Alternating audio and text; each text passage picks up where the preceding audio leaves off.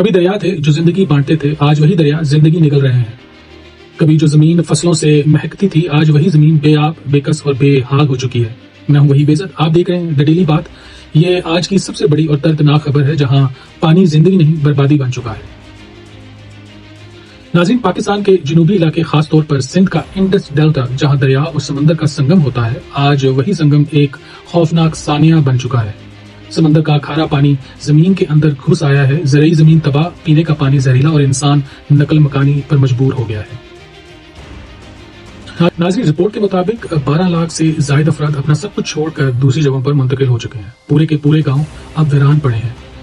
یہ زلزلہ نہیں، یہ سیلاب نہیں، یہ ہے قدرت کی خاموش انتقامی کارروائی اور ہماری ماحولیاتی بے بسی کا نتیجہ۔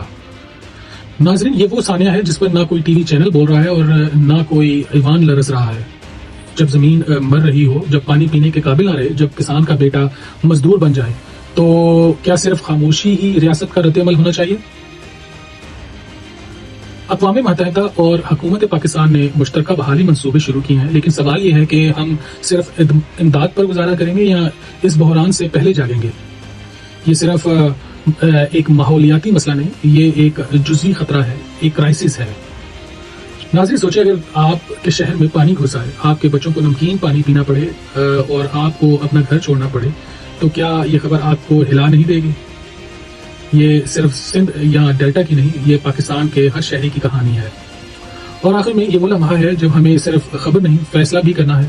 ہم اپنی زمین، اپنے پانی، اپنے لوگوں کو بچائیں گے یا بس ویڈیو دیکھ کر آگے بڑھ جائیں گے؟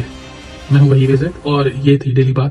اگر آپ چاہتے ہیں کہ پاکستان جاگے تو اس ویڈیو کو شیئر کریں، کامنٹ میں لکھیں سیف انڈس ڈیلٹا اور چینل کو سبسکرائب کرنا نہ بھولیں۔ جزاک اللہ، اللہ حافظ۔